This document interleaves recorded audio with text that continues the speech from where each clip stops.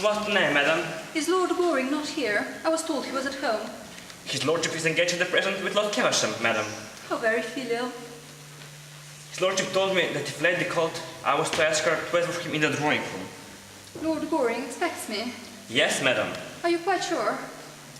His lordship told me that if Lady called, I was to ask her to wait for him in the drawing room. His lordship's directions on the subject were very precise. How very thoughtful of him. To expect the unexpected shows a thoroughly modern intellect. Oh, how dreary a bachelor's drawing room always looks. I shall have to alter this. No, I don't care for that lamp. It is far too glaring. Light some candles. Certainly, madam. I hope the candles have very becoming shades. We have no complaints about them, madam. As yet.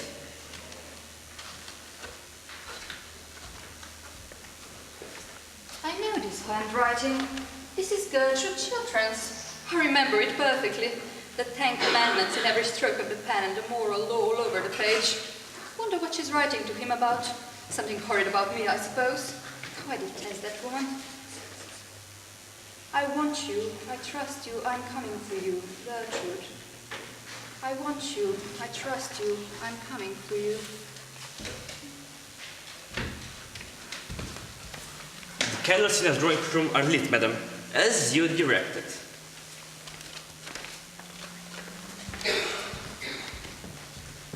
My dear father, if I'm to get married, surely you will allow me to choose the time, place and person, particularly the person. That is a matter for me, sir. You would probably make a very poor choice. It is I who should be consulted. There is property at stake. Marriage is not a matter for affection. Affection comes later on, in married life. Yes, affection comes when people thoroughly dislike each other. Father doesn't it? Certainly, sir. I mean, certainly not, sir. What I say is that marriage is a matter of common sense.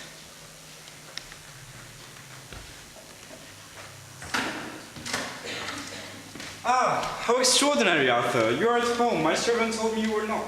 The fact is I'm horribly busy tonight, and I gave orders I was not at home to anyone. Even my father had comparatively cold reception. He complained of the draft the whole time. You are heartless, sir. Quite heartless. But you must be at home to me, Arthur. You're my only friend. Perhaps by tomorrow you will be my only friend. My wife has found me out. I guessed as much. Really? How did you know? Merely by the expression of your face as you came in. Who told her? Mrs. Cheveley.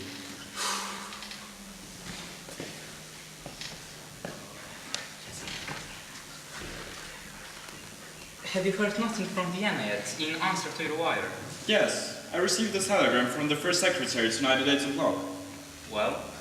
There is nothing known against her. On the contrary, she occupies a rather high position in society.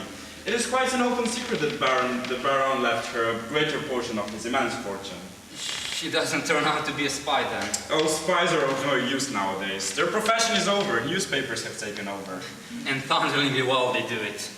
Arthur, I'm parched with thirst. May I ring for some hot Certainly, let me. Thank you. Fitz, bring some hot and salsa. Yes, my lord.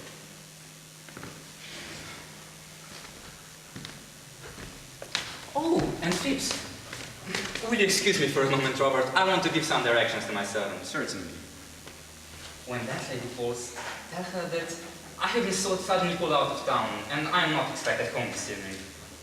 The lady is in that room, my lord. You told me to show her into that room. You did perfectly right.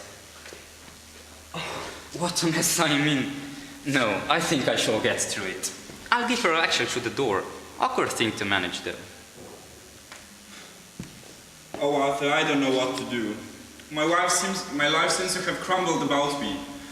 I'm a misguided ship in a night without a star. Robert, you love your wife, don't you? I love her more than anything in the world.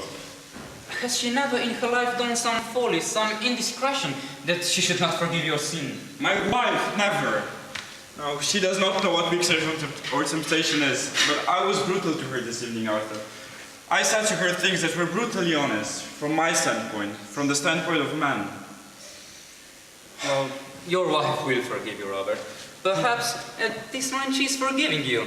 She loves you, Robert. Why should she not forgive? Oh, I hope so, I hope so. But Arthur, There is something more I have to tell you. Hawker Seltzer, sir. Thank you. Robert, is your carriage here? No, I walked from the club. Sir Robert will take my cab. Robert, you don't mind my sending you away? Arthur, you must let me stay for 5 more minutes. I have made up my mind about what I'm going to say in the house tonight. The debate on the Argentine canal is to begin at 11. What was that? Nothing. I heard a shout in the next room. Someone has been listening. No, there is no one there. There is someone there. The light is on and the door is ajar. Someone has been listening to every secret of my life. Arthur, what does this mean? Robert, you're excited. I'm hurt. I tell you there is no one in that room. Sit down. Arthur, do you give me your word of honor? Yes. Your word of honor? Yes. No, you must let me go see for myself. No. I have told you that there is no one in that room. If there is no one there, then why should I not go look into that room? Arthur, you must let me go there and satisfy myself. For God's sake, don't. There is someone. Someone whom you must not see. Ah, I thought so. I forbid you to enter that room. Stand back! My life is at stake, and I don't care who it is I have told my secret to. I need to know who I have told my life to. For God's sake, his own wife. What reason have you for the presence of that woman here? Robert, I swear to you that that lady is stainless and guiltless of all offense towards you. She is a vile, an infamous thing. Don't say that, Robert. It was for your sake she came here. It was to try and save you she came here. She loves you and no one else. You are mad. What have I with her intrigues with you? She corrupt and shameful. You, false as a friend, treacherous and an enemy. But let her remain your mistress. It is not true, Robert. Before heavens, it is not true. In your presence and her, I will explain all. Let me pass her. You have lied enough upon your word of honor. Good evening, Lord Goring. Mrs. Shirley, good heavens. May I ask what you are doing in my drawing room? Merely listening. I have a perfect passion for listening through keyholes. One always hears such wonderful things through them. Doesn't that sound rather like tempting Providence? Oh, surely Providence can resist temptation by this time. I see you are quite as willful as you used to be. Far more. I have had more experience. Too much experience is a dangerous thing. Pray have a cigarette. How the pretty women in London smoke cigarettes. Personally, I prefer the other type. Thanks. I never smoke. My dressmaker would like it, and a woman's first duty in life is to her dressmaker, isn't it? What a second duty is, no one has as yet discovered. Have you come here to sell me Robert Schishman's letter? To offer it to you on conditions. How did you get that? Because you haven't mentioned the subject. Have you got it with you? Oh no, a well-made dress has no pockets. What is your price for it? How absurdly English you are. The English think that a checkbook can solve every problem in life. Why, my dear Arthur, I have very much more money than you have, and quite as much as Robert Chiltern has got a hold of. Money is not what I want. What do you want then, Mrs. Shively? Why don't you call me Laura? I don't like the name. You used to adore it. Yes, that's why. Arthur, you loved me once, Yes. and you asked me to be your wife.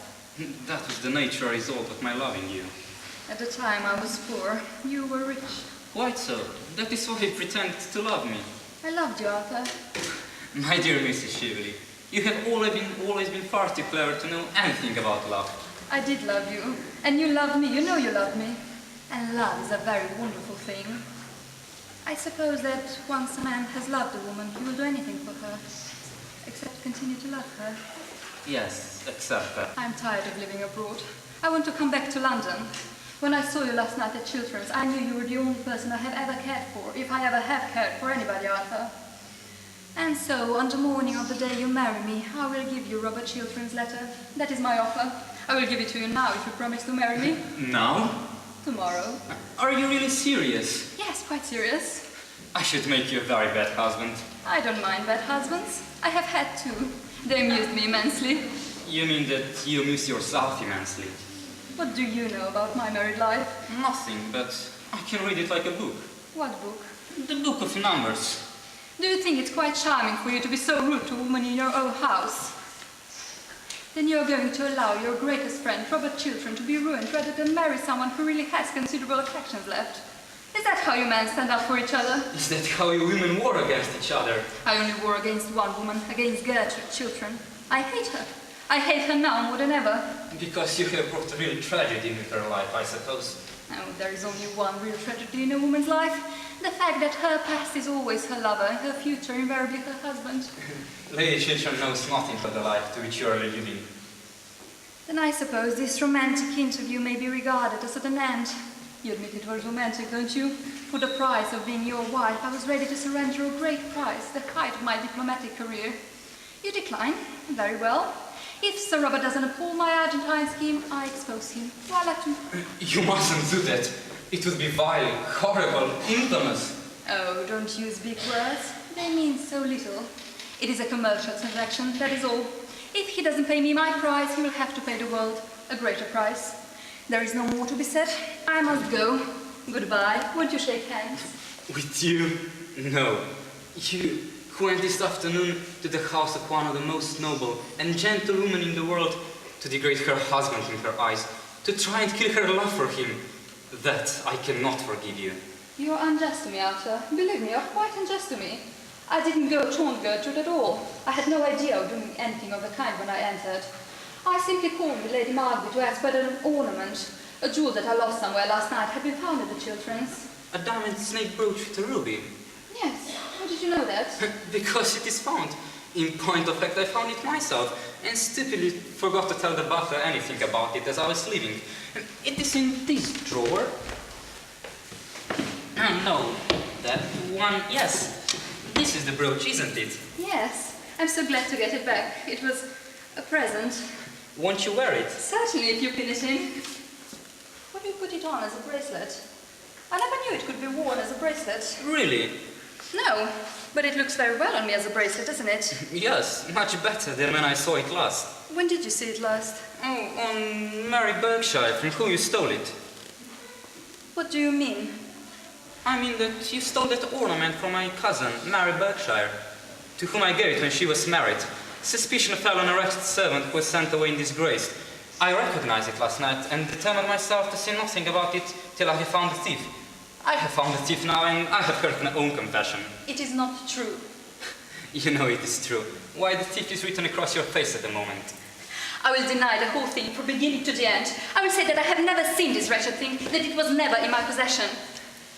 The drawback of stealing a thing, Mrs. Shively, is that one never knows how wonderful the thing that one steals is.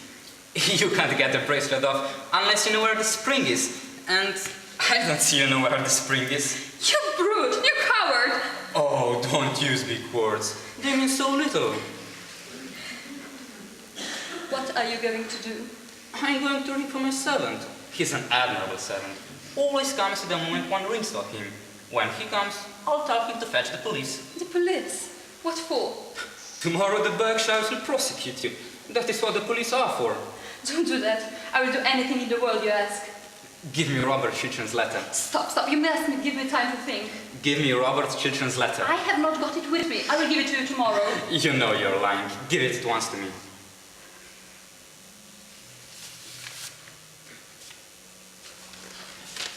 This is it?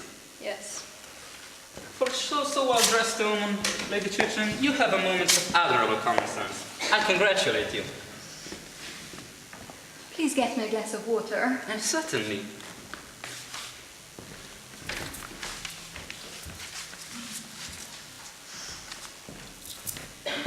Thank you. I will never try to harm Robert Chiltern again. I'm charmed to hear it. It is a reformation. Yes, I can't bear so upright a gentleman, so honourable an English gentleman being so shamefully deceived and so... Well? I find that somehow Gertrude Chiltern's dying speech and confession has strayed into my pocket. What do you mean? I mean that I'm going to send Robert Chiltern the love letter his wife wrote to you tonight. Love letter? I want you, I trust you, I am coming for you, Gertrude.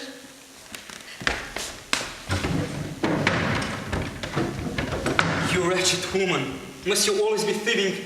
Give me back that letter. I'll take it from you by force. Lord Goring merely rang that you should show me out. Good evening, Lord Goring.